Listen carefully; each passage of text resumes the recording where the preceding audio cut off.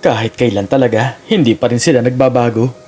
Pabulong na sabi ni Edwin habang ang kanyang tingin ay nakatuon sa matinding sikat ng araw sa labas ng kanilang bintana. Ilang taon na ba? Simula pa lang noon, ganoon na sila sa atin. Si Marisa ay abala sa pagtatahi ng butas sa lumang kumot, ay huminto, ang kanyang karayom ay nanatiling nakasundot sa tela. Bakit pa tayo magtataka? Hindi naman bago yan, sanay na tayo. Sanay? Marisa, sanay ka bang tinalikuran ng sarili mong mga kadugo na tinuturing kang salot sa kanilang angkan? Umalsa ang kanyang boses, ang kanyang kamay ay humawak sa gilid ng mesa. Ang mga buko ay namuti. Ang lola mo, ang mga tiyahin mo, ang mga pinsan mo, lahat sila. Hindi man lang tayo inimbitahan sa tao ng pagtitipon. Saan daw ba ulit? Sa Monteverde Grand Ballroom. Tugon ni Marisa, ang kanyang tinig ay malamig. Walang emosyon ngunit ang kanyang mga mata ay nanatiling nakapako sa kumot. Hindi sa kanyang asawa. Ang pinakamalaking bulwagan sa buong syudad. Sabi ni Aling Nena, ang ingay daw ng mga naghahanda roon. Abot hanggang sa kabilang kanto. Monteverde Grand Ballroom. Humalakhak si Edwin, isang tunog na walang galak, puno ng pait. Siyempre, para maipakita nila kung gaano sila kayaman, kung gaano sila kaimportante, at kung gaano tayo kawalang silbi. Hayaan mo na sila. Mas mabuti na yon. Hindi natin kailangan ng mapanlait nilang tingin, ang mapangutyang mga ngiti, ang mga bulong-bulungan sa likod natin. Narinig mo ba noong huli tayong nagpunta? Ang sabi ni Tita Elena. Nako, bakit pa sila dumating? Baka mamulubi tayo sa handaan. At narinig mo ba ang sagot ni Tito Miguel? Ang sabi niya, hayaan mo na Elena. Baka sakaling may matira sa balat ng manok, may maiuwi sila sa kanilang barong-barong. Barong-barong, Marisa. Ito ba ang barong-barong? May bubong tayo, may dingding, may sapat tayong pagkain, may dignidad tayo. Dignidad na hindi nila nakikita. May hinang sambit ni Marisa.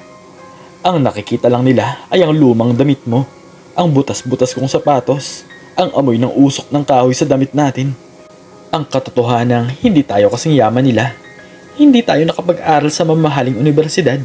Hindi tayo nagtatrabaho sa malalaking kumpanya. Wala tayong lupa.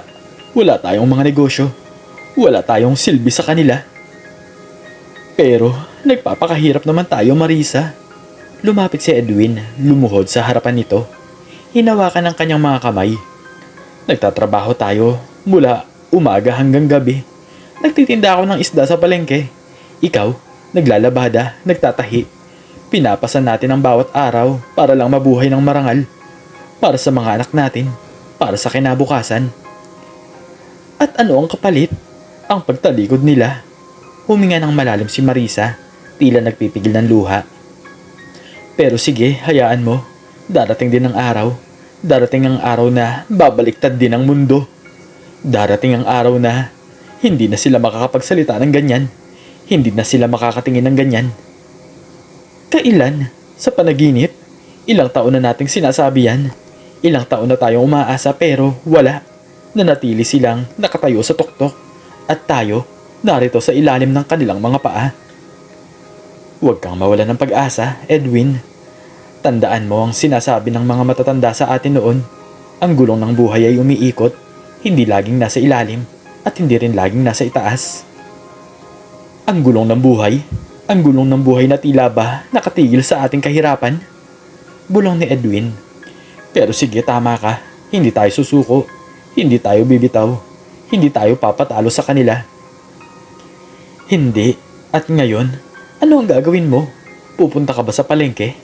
Mayroon ba tayong sapat na pambili ng bigas? Mayroon pa akong kaunting barya dito. Kinuha ni Edwin ang kanyang lumang pitaka. Kinuha ang ilang barya. Sapat na para sa bigas at ulam. Huwag kang mag-alala. Mag-iingat ka. Hinalikan ni Marisa ang pisngi ng asawa. Umuwi ka kaagad ha? At huwag kang magpapagabi. Opo mahal, ikaw rin. Huwag kang magpapakapagod ng sobra. At huwag kang mag-isip na masama. Lumabas si Edwin, naiwan si Marisa sa kanilang maliit na bahay. Ang katahimikan ay tila bumabalot sa kanya. Narinig niya ang ingay ng trapiko sa malayo, ang tawanan ng mga bata sa kabilang kalye. Ngunit ang pinakamalakas na tunog sa kanyang pag-iisip ay ang salita ng kanyang mga kamag-anak, ang mga salita na tila ba laging nakaukit sa kanyang puso. Lumipas ang ilang oras, nagbalik si Edwin, dala ang isang supot ng bigas at ilang piraso ng isda. Ang kanyang mukha ay pawisan, ngunit may kakaibang kislap sa kanyang mga mata. "Marisa," bungad niya, ang kanyang tinig ay tila nagpipigil ng tuwa. "May narinig ako sa palengke." "Ano yun?" tanong ni Marisa. Inabot ang supot ng bigas, inilagay sa lamesa. "May bago bang tsismis ang mga tiyahin mo?" Hindi tsismis. Ito ay, basta kakaiba. Nag-uusap-usap ang mga tindera tungkol daw sa Monteverde Grand Ballroom." "Anong tungkol doon? May nangyari ba?" "May bago raw may-ari," bulong ni Edwin, ang kanyang mga mata ay nanlaki. "Isang napakayamang pamilya raw. Wala pang nakakakilala sa kanila pero ang sabi, binili raw nila ang buong gusali, pati na ang lahat ng lupa sa paligid, ang lahat ng negosyo na nakaugnay dito." "Napakayaman?" Nagulat si Marisa, napatigil sa paglilinis ng isda. "Sino naman kaya yun?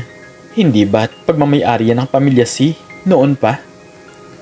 "Oo, pero binenta na raw sa isang misteryosong pamilya. Walang nakakaalam kung sino. Ang alam lang nila, ang pamilyang ito raw ay biglang sumulpot at mayaman na mayaman. May sariling eroplano, sariling yate, sariling isla." "Sariling isla?" Humalakhak si Marisa. "Naku Edwin, baka naman kwentong barbero lang yan ha. Alam mo naman ang mga tsismis sa palengke." "Hindi, iba to Marisa. Narinig ko sa mismong mga may-ari ng tindahan. Sabi nila, nagkaroon daw ng malaking pagbabago sa Monteverde. May mga bagong empleyado, bagong kagamitan, at ang pinakamahalaga, may bagong patakaran." "Anong patakaran?" tanong ni Marisa, ang kanyang kilay ay nakataas. "Ang lahat ng events na naka-schedule na sa Monteverde Grand Ballroom ay kailangan daw i-reconfirm, at ang mga kontrata ay i-renew sa ilalim ng bagong pangalan. Ang sino mang hindi sumunod, mawawala ng booking. At ang pinaka nakakagulat, ang mga dating kontrata ay pinunit na raw, at ang mga deposit, binabalik na raw sa mga nag-book." "Binabalik? Bakit? Sino ang gagawa niyan? Sino ang tatanggi sa libo-libong piso na deposit?" "Yan na nga ang tanong ko Marisa. Ang sabi, ang may bagong may-ari daw ay ayaw sa mga mayabang at mapanlamang na kliyente. Gusto raw nila ang mga taong may tunay na puso at pagpapahalaga sa kapwa, ang mga taong may dignidad at respeto, at ang mga taong hindi gumagamit ng kanilang posisyon para sa pang-aapi." Napanganga si Marisa. "Edwin, ano ang sinasabi mo? Sino ang nagsabi niyan? Parang pamilyar ang mga salitang yan ah." "Hindi ko alam Marisa, pero may narinig pa akong isang bagay." Lumapit palalo si Edwin, ang kanyang mga mata ay nagkislapan. "Ang sabi, nagpadala raw ng bagong kontrata ang Monteverde Grand Ballroom sa lahat ng mga nag-book, at ang mga kontrata raw na yon ay mayroong bagong pangalan ng may-ari, at ang pangalan na yon ay..." Biglang tumigil si Edwin, tila nag-aalangan. "Ano? Sabihin mo na." Halos sumigaw si Marisa, ang kanyang puso ay kumakabog. "Sino ba kasi?" "Ang pangalan daw ng bagong may-ari ay ang Pamilya Santos," bulong ni Edwin, ang kanyang mukha ay puno ng pagkamangha. Nanlaki ang mga mata ni Marisa. Pamilya Santos? Pero, di ba tayo yon? Tayo ang Santos." "Alam ko." Ngumiti si Edwin, isang ngiti na may halo ng kalokohan at pagtataka. "Pero, imposible di ba? Wala tayong pera para bilhin ang Monteverde Grand Ballroom, ni hindi nga tayo makabili ng bagong sapatos." "Imposible," ulit ni Marisa, ngunit ang kanyang isip ay nagsimulang maglakbay. Isang alaala ang biglang bumalik sa kanya.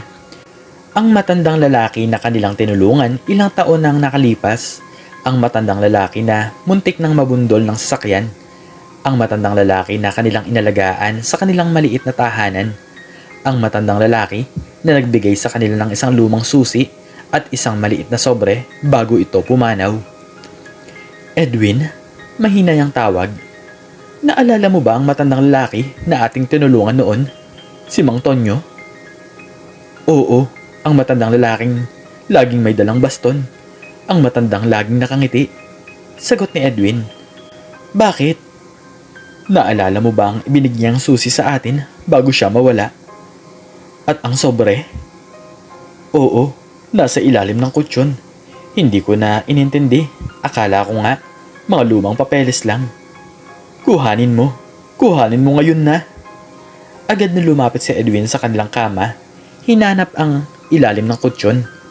Naroon pa rin ang lumang susi, kalawangin at tila ba walang halaga. At ang sobre, luma na at may bahid ng alikabok. Narito, inabot ni Edwin kay Marisa ang mga bagay. Kinuha ni Marisa ang sobre. Ang kanyang mga kamay ay nanginginig. Binuksan niya ito at sa loob, mayroong isang dokumento. Isang napakahabang dokumento. At sa ibaba ng dokumento, mayroong isang selyo. At ang selyo ay ang selyo ng Monteverde Grand Ballroom. Edwin, tingnan mo to. Inabot ni Edwin ang dokumento. Binasa niya ang unang linya at ang kanyang mga mata ay nanlaki rin.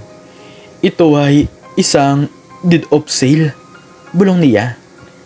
Ang Monteverde Grand Ballroom ipinamana sa atin. Sa Pamilya Santos. Pero paano? Naguguluhan si Edwin. Bakit? Sino si Mang Tonyo? Mayaman ba siya? Hindi niya naman ipinapakita. Hindi ko alam pero may nakasulat dito. Hinanap ni Marisa ang huling pahina ng dokumento. Nakasaad dito na si Mang Tonyo ay si Antonio Monteverde. Ang orihinal na may-ari ng Monteverde Grand Ballroom at wala siyang tagapagmana at nais niyang ipamana ang lahat ng kanyang ari-arian sa mga taong nagpakita ng tunay na kabutihan sa kanya, sa mga taong nagbigay sa kanya ng dignidad, sa mga taong nagbigay sa kanya ng pagmamahal, sa mga taong hindi siya hinusgahan sa kanyang panlabas na anyo. Natahimik si Edwin, nanginginig ang kanyang mga kamay habang hawak ang dokumento. Ang Monteverde Grand Ballroom, ang lugar kung saan gaganapin ang family reunion ng kanilang mga kamag-anak, ang lugar na laging simbolo ng kanilang kahirapan at pagka-eksklusibo, ngayon, pagmamay-ari na nila. Pero, paano ang mga kamag-anak natin? Bulong ni Edwin. Nandoon sila ngayon, nagkakasiyahan, nagmamayabang. Hayaan mo silang magsaya, hayaan mo silang magyabang. Darating ang tamang panahon, darating ang tamang oras para ipakita sa kanila ang katotohanan. Kailan? Tanong ni Edwin. Ang kanyang puso ay kumakabog. Ngayon ba? Hindi, umiling si Marisa. Hindi pa. Kailangan muna nating ayusin ang lahat ng papeles. Kailangan nating ayusin ang lahat ng bagay. Kailangan nating maghanda. Kailangan nating ipakita sa kanila na hindi na tayo ang dating Marisa at Edwin na kanilang inaapi. Pero paano natin gagawin yun? Nag-aalangan si Edwin. Hindi tayo marunong sa mga ganoong bagay. Hindi tayo sanay sa mga papeles. Hindi tayo sanay sa mga negosyo. May nakasulat dito. Itinuro ni Marisa ang isang bahagi ng dokumento. Mayroong isang abogado na itinalaga si Mang Tonyo. Si Attorney Ramirez.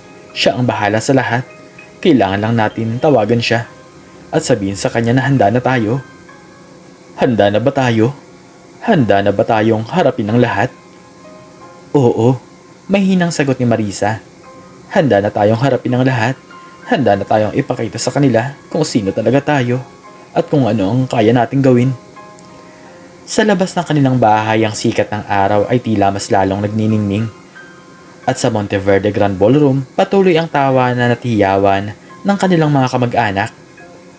Walang kamalay-malay sa bagong kabanata na magsisimula sa kanilang buhay. Ang kabanata na magpapabago sa lahat. Ang kabanata na magpapakita kung sino ang tunay na may kapangyarihan. Handa ka na ba? Tanong ni Edwin. Ang kanyang boses ay bahagyang nanginginig habang hinahawakan ang kanyang formal na polo na hiniram pa niya sa kanyang kumpare. Ang tela ay medyo maluwag sa kanya at ang amoy ng naimbak na damit ay bahagyang kumapit. Hindi ko alam pero kailangan nating maging handa. Ngayon na ang araw. Ngayon na ang araw na makikita nila. Ngumiti si Edwin. Ang araw na hindi na nila tayo mamaliitin. Pero paano kung hindi nila tayo paniwalaan? Paano kung isipin nilang nagbibiro lang tayo? O sadyang nababaliw na tayo? May dala tayong patunay, Marisa. Ang mga dokumento, ang mga papeles, ang selyo. Hindi nila maaaring itanggi yun. Pero ang tingin nila sa atin, Edwin. Huminga ng malalim si Marisa. Para sa kanila, wala tayong silbi, wala tayong alam. Paano kung subukan nilang kunin sa atin ito? Paano kung gawan nila tayo ng masama? Hindi nila magagawa yun. Mariing sagot ni Edwin. Nakausap ko na si Atty. Ramirez. Lahat ay legal. Lahat ay nakaselyo. Walang sino man ang makakakuha nito sa atin. At hindi rin nila magagawa ang anumang masama.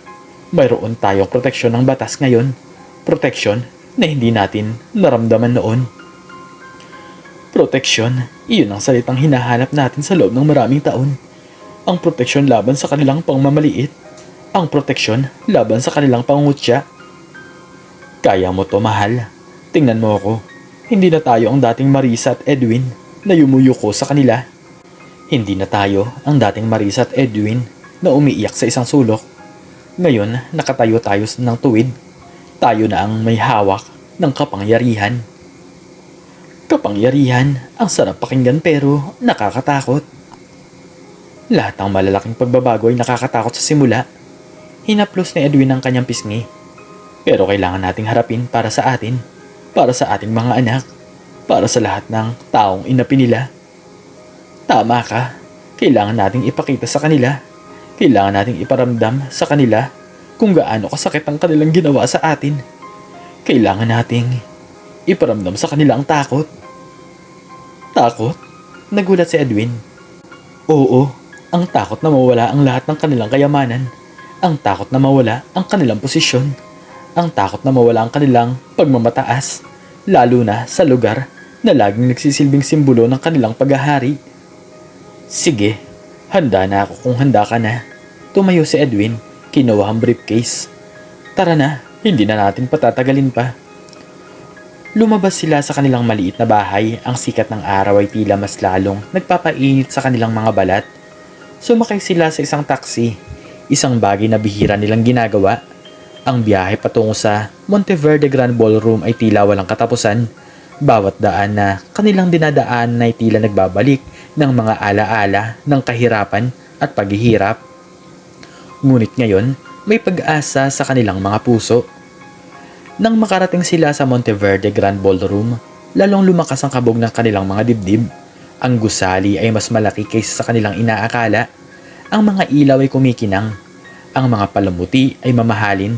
Ang mga sasakyan na nakaparada sa labas ay puro mamahaling kotse. Nandito na tayo. Bulong ni Edwin, hinawakan ng kamay ni Marisa. Kaya natin to. Kaya natin. Mariing sagot ni Marisa. Huminga ng malalim.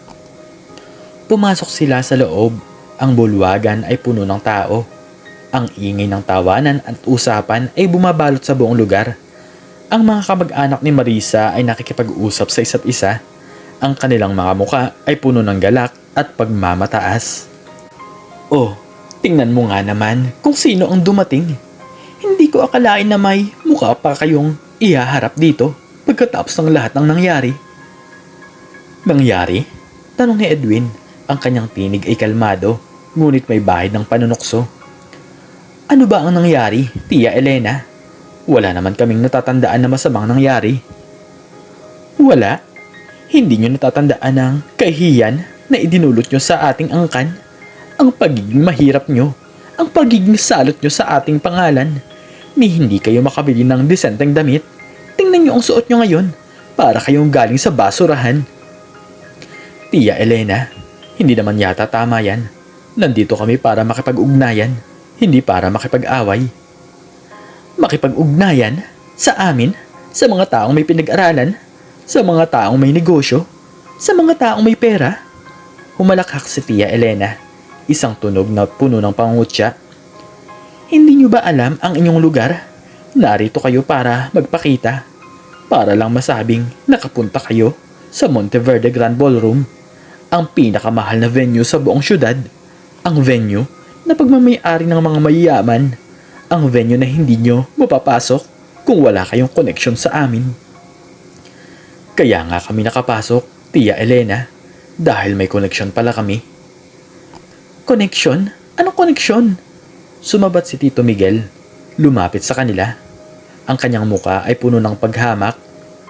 Baka naman, nagpakaalipin kayo sa isa sa mga empleyado dito para lang makapasok.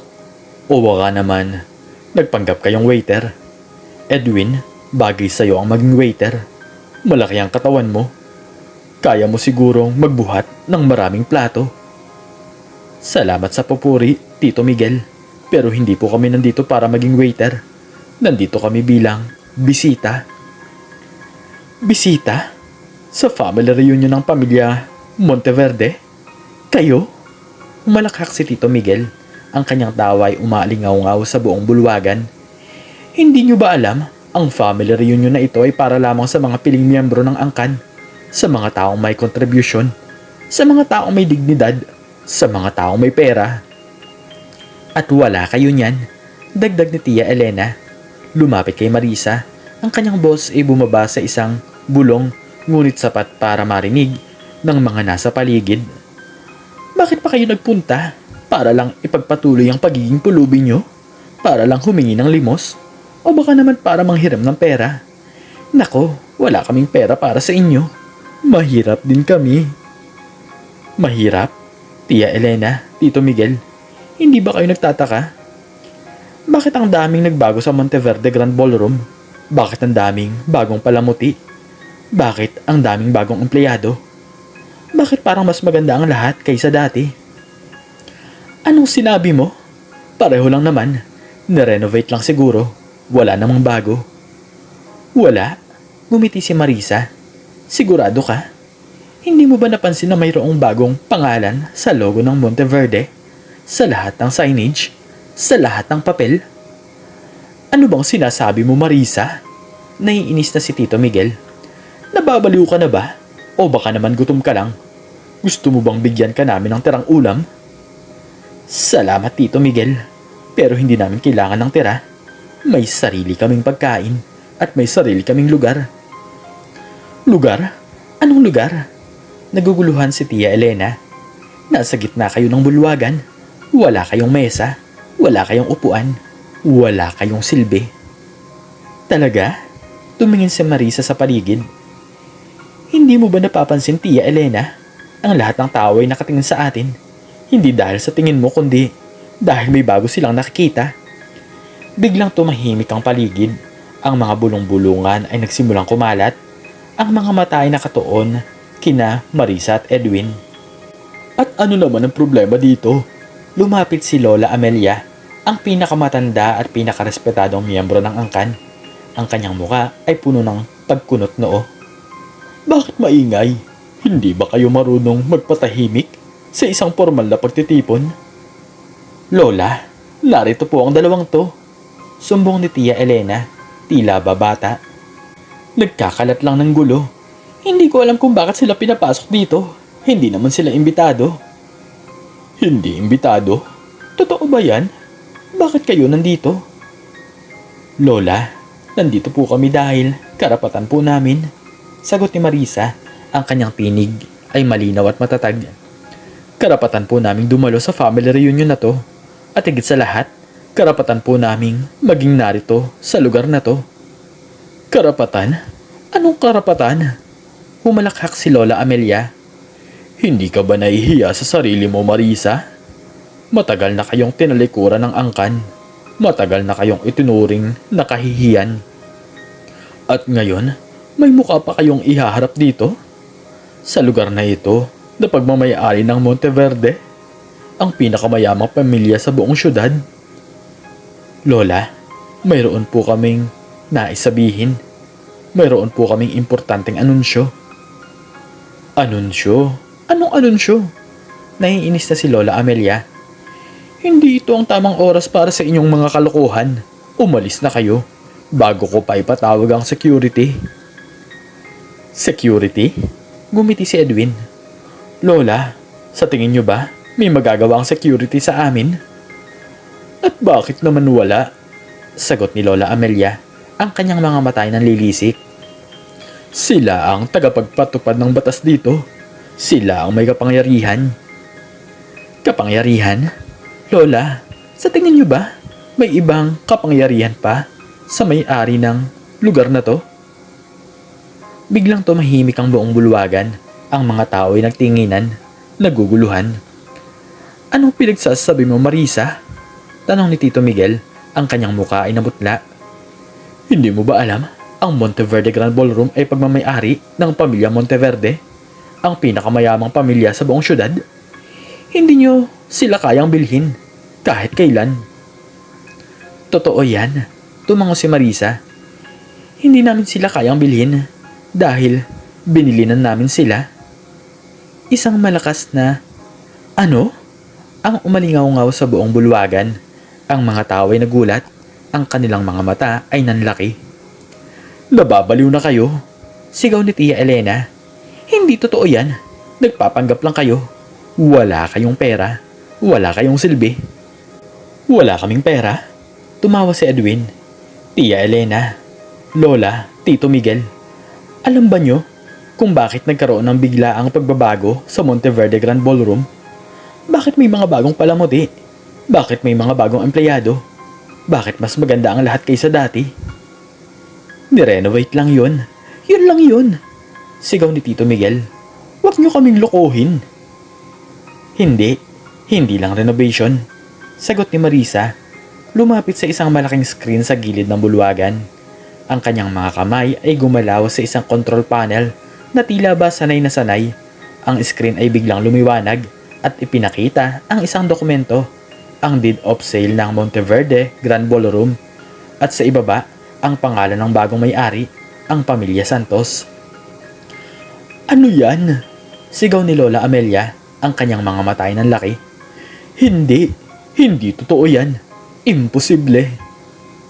Imposible, Lola? Ngumiti si Edwin. Pero narito ang patunay, ang selyo, ang pirma, ang lahat ng legal na dokumento. Ang Monteverde Grand Ballroom ay pagmamay-ari na ng Pamilya Santos, at kami, ang Pamilya Santos, ang bagong may-ari ng lugar na to. Isang malakas na sigaw ang umalingaw-ngaw sa buong bulwagan. Ang mga tao ay nagbubulungan. Ang kanilang mga mukha ay puno ng pagkabigla at hindi pagkapaniwala. Hindi totoo yan. Sigaw ni Tita Elena, lumapit sa screen. Sinubukang hawakan ng dokumento. Niloloko nyo lang kami. Ito ay peke. Ito ay gawa-gawa lang. Peke? Tanong ni Marisa. Pinindot ang isang buton sa control panel. Biglang nagbago ang screen at ipinakita ang isang video. Isang video ng isang matandang lalaki, si Mang Tonyo. At sa video, sinasabi niya ang kanyang huling habilin, ang paglilipat ng lahat ng kanyang ari-arian sa Pamilya Santos. Si Mang Tonyo, ang matandang pulubi na laging nakaupo sa labas ng gusali. Ang matandang akala natin ay baliw. Siya po si Antonio Monteverde, Lola. Sagot ni Edwin, ang kanyang boss ay kalmado at matatag. Ang orihinal na may-ari ng Monteverde Grand Ballroom. Ang taong inalagaan namin nang walang anumang hinihinging kapalit. Ang taong pinakitaan namin ng tunay na kabutihan. Ang taong hindi namin hinusgahan sa kanyang panlabas na anyo. Hindi tulad nyo. Natahimik ang lahat. Ang mga tao ay nagkatinginan. Ang kanilang mga mukha ay puno ng kahihiyan. At ngayon, Lola, Tia Elena, Tito Miguel, ang family reunion nyo ay gaganapin sa aming pagmamay-ari sa lugar na dati nyong ipinagyayabang na hindi namin mapapasok, sa lugar na laging nagsisilbing paalala sa aming kahirapan. Ngayon, ito na ang aming kaharian. Marisa, Edwin, pakiusap. Lumapit si Lola Amelia, ang kanyang boss ay tila ba nagmamakaawa. Hindi namin alam, hindi namin akalain. Patawarin nyo kami. Pakiusap, huwag nyo kaming paalisin dito. Kahihiyan ito sa ating angkan. Kahihiyan? Lola, matagal na kaming nahihiya dahil sa inyo. Matagal na kaming nahihiya dahil sa pangmamaliit nyo. matagal na kaming nahihiya dahil sa pagtalikod nyo sa amin. Ngayon, kayo naman ang mararamdaman ng kahihiyan. Pero, hindi naman namin sinasadya. Pakiusap ni Tia Elena. Ang kanyang mga mata ay puno ng luha. Nagkamali lang kami. Pakiusap. Bigyan nyo kami ng isa pang pagkakataon. Pakiusap. Huwag nyo kaming ipahiya sa harap ng mga tao. Hindi nyo sinasadya. Umiiling si Marisa. Ilang taon na naming dinaranas ang inyong pangmamaliit. Ilang taon na naming naririnig ang inyong mga bulong-bulungan. Ilang taon na naming nararamdaman ang inyong pagtalikod. At ngayon, sasabihin nyo na hindi nyo sinasadya. Pero pamilya tayo, Marisa. Pakiusap ni Tito Miguel. Ang kanyang boses ay nanginginig. Magkadugo tayo. Hindi ba dapat magtulungan tayo? Hindi ba dapat magmahalan tayo? Pamilya? Saan kayo noong kailangan namin kayo? Nasaan kayo noong nagugutom kami? Nasaan kayo noong wala kaming pera para ipagamot ang anak namin? Nasaan kayo noong tinutulungan namin ng isang matandang pulubi na walang kamag-anak? Pamilya? Hindi kayo pamilya. Kayo ay mga taong nagyayabang. Mga taong mapanlamang. Mga taong walang puso. Pakiusap, Marisa. Lumuhod si Lola Amelia. Ang kanyang mga mata ay puno ng luha. Huwag nyo kaming paalisin. Kung ano man ang gusto nyo, ibibigay namin. Pera, ari-arian, lahat. Basta huwag lang kaming mapahiya. Huwag lang kaming mawala ng dignidad. Dignidad? Tumawa si Marisa. Lola, matagal na namin kayong hinahanap. Matagal na nating hinahanap ang dignidad pero hindi nyo ito ibinibigay sa amin. Ngayon, wala na kayong karapatan para humingi nito sa amin. Anong gagawin nyo sa amin? Tanong ni Tia Elena. Ang kanyang boses ay halos hindi na marinig. Paalisin nyo ba kami? Ipapahiya nyo ba kami sa harap ng mga tao? Hindi namin kayo papaalisin pero mayroon kaming bagong patakaran. Ang Monteverde Grand Ballroom ay may bagong may-ari at ang bagong may-ari ay may bagong panuntunan. Anong panuntunan? Tanong ni Tito Miguel. Ang kanyang mukha ay puno ng takot. Ang lahat ng events na gaganapin dito sa Monteverde Grand Ballroom ay kailangan ng sumunod sa aming mga patakaran. Sagot ni Marisa. At ang unang patakaran ay ang paggalang. Ang paggalang sa lahat ng tao. Hindi sa kanilang pera, hindi sa kanilang posisyon, kundi sa kanilang pagkatao, sa kanilang dignidad. At ano naman ang mangyayari kung hindi kami susunod? Tanong ni Lola Amelia. Kung hindi kayo susunod, Lola, Tia Elena, Tito Miguel, sagot ni Edwin. Ang kanyang tinig ay malinaw at matatag. Mawawalan kayo ng karapatan dumalo sa anumang events dito sa Monteverde Grand Ballroom. At hindi lang yon, lahat ng inyong negosyo na nakaugnay dito ay mawawalan din ng karapatan. Mawawalan kayo ng koneksyon. Mawawalan kayo ng lahat. Isang malakas na huwag ang umalingaw-ngaw sa buong bulwagan. Ang mga tao ay nagulantang. Ang kanilang mga mukha ay puno ng takot at pagkabigla. Hindi nyo magagawa yan, sigaw ni Tia Elena. Masisira ang lahat ng aming negosyo. Bawawalan kami ng lahat. Iyon nga ang punto, Tia Elena. Ngumiti si Marisa, isang ngiti na puno ng kapangyarihan. Ang lahat ng inyong itinayo sa loob ng maraming taon ay maaaring mawala sa isang iglap. Kung hindi kayo matututong magpakumbaba, kung hindi kayo matututong gumalang, kung hindi kayo matututong magmahal. Pakiusap, Marisa, Edwin. Pakiusap ni Lola Amelia. Ang kanyang mga mata ay puno ng luha. Bigyan nyo kami ng pagkakataon. Babaguhin namin ang aming sarili. Magiging mabuti na kami. Magiging mapagkumbaba kami. Lahat. Basta, huwag nyo lang kaming sirain. Ang pagkakataon, Lola, ay ibinigay na namin sa inyo noon pa. Sagot ni Edwin. Pero hindi nyo pinahalagahan. Ngayon, kayo na ang magpasya. Susunod ba kayo sa aming patakaran? O hahayaan nyo kaming sirain ang lahat ng inyong pinaghirapan? Natahimik ang lahat. Ang tanging naririnig ay ang kanilang mga paghinga at ang tahimik na pag-iyak ni Tia Elena. Ngayon, magpatuloy tayo sa reunion, sabi ni Marisa. Ang kanyang tinig ay malakas at matatag. Pero sa ilalim ng bagong pamamahala, sa ilalim ng bagong panuntunan, at sa ilalim ng bagong may-ari, ang pamilya Santos. Ang mga tao ay nagtinginan sa isa't isa. Ang kanilang mga muka ay puno ng pagkabigla. Ang family reunion na dati nilang ipinagyayabang ay nagbago na. Ang kanilang kapangyarihan ay nawala na. At ang dating mga inapi ay sila na ngayon ang may hawak ng kapangyarihan. Edwin, paano na ang mga handa? Tanong ni Marisa. Ang kanyang tinig ay bahagyang bumaba. Gugutumin ba natin sila? Hindi tayo tulad nila. Pakainin natin sila pero hayaan nating malaman nila na ang bawat subo ng pagkain na kanilang kinakain ay mula sa ating kabutihan, hindi sa kanilang karapatan. Tama ka. Tumango si Marisa. At ngayon, ano ang susunod nating gagawin?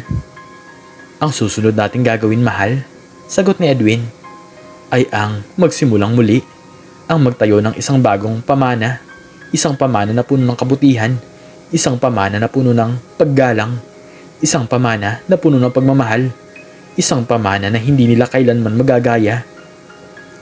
Pero paano ang mga pagkain? Tanong Tia Elena, ang kanyang boss ay nanginginig. Gugutumin ba kami? Hindi. Ngumiti si Marisa. Hindi po kami tulad nyo. Maraming salamat, Marisa at Edwin. Bulong ni Lola Amelia, ang kanyang mga mata ay puno ng luha. Maraming salamat sa pagkakataon, hindi namin ito sasayangin, pangako. Ang pangako nyo, Lola, ay hindi na sapat. Sagot ni Edwin. Ang kailangan namin ay ang inyong mga gawa, ang inyong mga aksyon, ang inyong pagbabago. At sisiguraduhin naming makikita namin yan, dagdag ni Marisa. Dahil ang aming mga mata ay nakabantay sa inyo, ang aming mga tainga ay nakikinig sa bawat bulong-bulungan, at ang aming mga puso ay handang magpatawad kung kayo ay handang magbago. Nagsimulang magsilapita ng mga caterer, dala ang mga pagkain. Ang mga kamag-anak ay nagtitinginan sa isa't isa. Ang kanilang mga mukha ay puno ng pag-aalinlangan. Ngunit sa huli, nagsimula silang kumain. Ang bawat subo ay tila ba may kahulugan. Marisa, Edwin, lumapit si Lola Amelia. Ang kanyang tinig ay puno ng pagpapakumbaba. Mayroon akong nais na sabihin. Nais kong humingi ng tawad sa lahat ng aming nagawa. Sa lahat ng sakit na idinulit namin sa inyo. Pakiusap, bigyan niyo pa kami ng pagkakataon para makabawi. Ang pagkakataon, Lola, ay nasa inyong mga kamay, sagot ni Marisa. Ang pagbabago ay nagsisimula sa inyong mga puso, hindi sa aming mga salita. At sisiguraduhin namin na makikita namin yun, dagdag ni Edwin. Ang bawat family reunion ay magiging paalala sa inyo. Paalala sa inyong mga pagkakamali. Paalala sa inyong pagbabago. Paalala na ang tunay na yaman ay nasa puso, hindi sa bulsa. Ang hirap pala ng ganito, bulong ni Tia Elena sa kanyang sarili. Ang kanyang mukha ay puno ng pagkadismaya. Ang hirap pala ng walang kapangyarihan. Ang hirap pala ng walang pera. Tia Elena, ano po ang inyong sinabi? Tanong ni Marisa. Ang tunay na kapangyarihan ay hindi nasusukat sa pera. Ang tunay na kapangyarihan ay nasusukat sa kabutihan, sa pagmamahal at sa paggalang.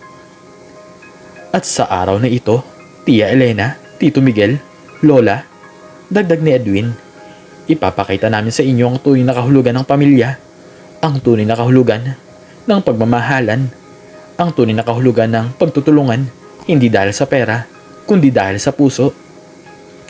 Ang family reunion ay nagpatuloy, ngunit may kakaibang kapaligiran. Ang dating ingay ng tawanan at pagmamayabang ay napalitan ng tahimik na pag-uusap. Ang dating pagmamataas ay napalitan ng mapagkumbaba.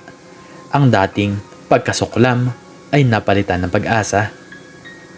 Marisa, sa tingin mo ba ay magbabago sila? Tanong ni Edwin habang nakatingin sa kanilang mga kamag-anak. Hindi ko alam, Edwin. Sagot ni Marisa. Ang kanyang mga mata ay nanatiling nakatitig sa kanila. Pero bibigyan natin sila ng pagkakataon. Ang pagbabago ay nasa kanilang mga kamay. At ang gulong ng buhay ay patuloy na iikot. At sa bawat pag-ikot, may bagong kabanata ang magsisimula. Ang kabanatang ito, mahal, sabi ni Edwin, hinawakan ng kamay ni Marisa, ay puno ng pag-asa, puno ng kabutihan, puno ng pagmamahal. Isang pamana na hinding-hindi natin kailanman ikakahiya. Oo, gumiti si Marisa, isang ngiti na puno ng kapayapaan. Isang pamana na hinding-hindi natin kailanman ikakahiya.